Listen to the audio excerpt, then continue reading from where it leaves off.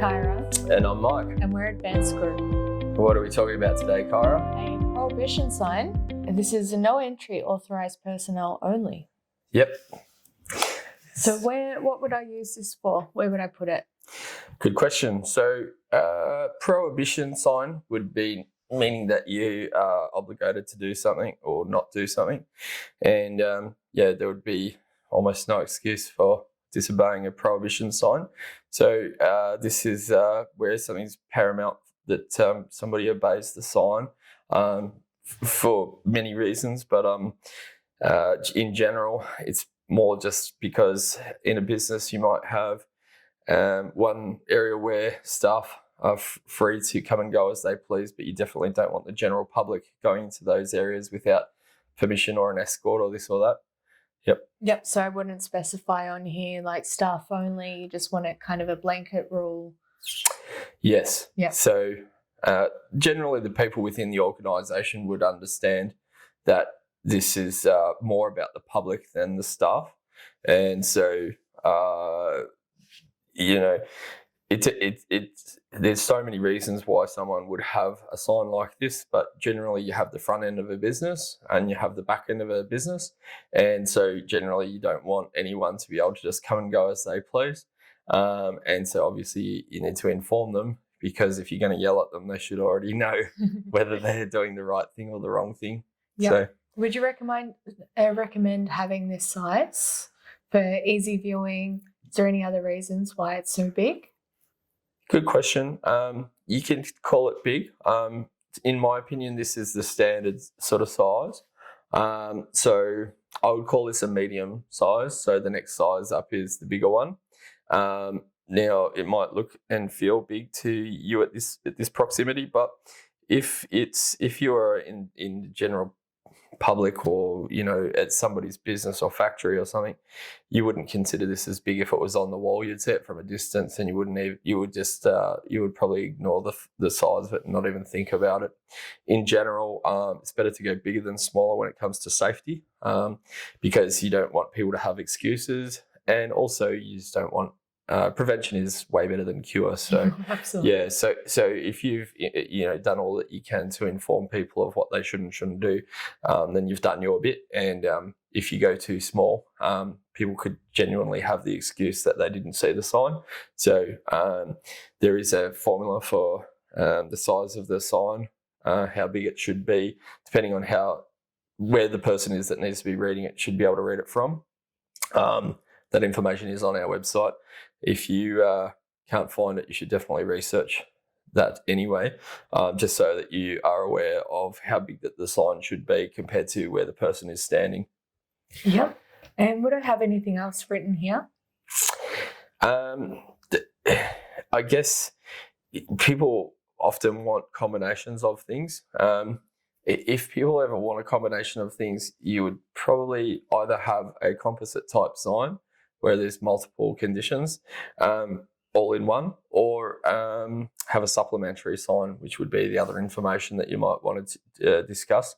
And so in general, this sign is as it is, and the format of it doesn't necessarily need to be having anything added or subtracted to it, unless you wanted something completely different. In that instance, you would just either customize something completely different, get a multiple condition type sign, or have a supplementary sign rather than altering this format.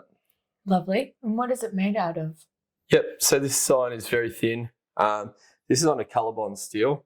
The printing is directly onto the steel, and so this does not have a good amount of UV stability. So if the sign is going to be in the direct sunlight, I would recommend either putting some laminate on this sign, or having one made up that is with laminate on it.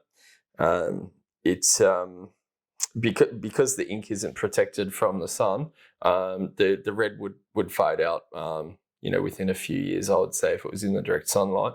As apart from everything else, the material is weather resistant, so it's not going to rust or other things. Yep. Yeah. And how would I install it? Yep, it's a good question. So I'm not sure if you can see in this video, but there are small, approximately 5mm diameter holes in the corners, so people can screw these to something if they want. Not necessarily always the best choice for fixing a sign onto a wall. And my first preference would be to use a fast curing adhesive, which we sell separately. And that can cure within 30 seconds. And that would be my first preference, because you can put the adhesive, put it on the wall, use your spirit level to get it level and walk away. Another choice would be a combination of double-sided tape and silicone, which if your installer wants to do that, they can. Or finally, my last choice is normally screws. I just find it a little bit more time-consuming and clumsy.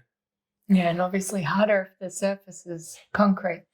Yeah, it's a pain. It's a pain. Yeah, adhesive is my definite first choice. Yeah, beautiful. Yep. Cool. And is there any other symbol that can be used for no entry? So this is pedestrian no entry. So, there'll be bicycle no entry, vehicle no entry. Those all have different symbols. So this is particularly for pedestrians. So in general, the prohibition symbol is this red circle with the slash through it. So in general, you wouldn't use anything other than the prohibition symbol for no entry. That is for safety signs for pedestrians. There will be truck ones and this and that. But this is specifically a safety sign more than a road sign, and for wall mount more than a post mount.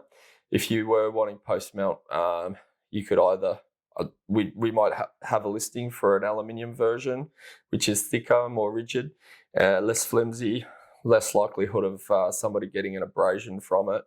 So much more suited for using on a pole, and also that would normally be UV stabilized as well with a laminate, just so that the ink doesn't fade. But that would either be an option within the same listing or a separate listing on our website. Cool. And is there anything else I need to know? No, I think that's pretty much it. I think we mentioned the size 300 by 450. And if you want to buy this, you can go to www.advancedgrip.com.au. And if you want to see more videos like this, you can hit the subscribe button. Thanks for watching. Thank you.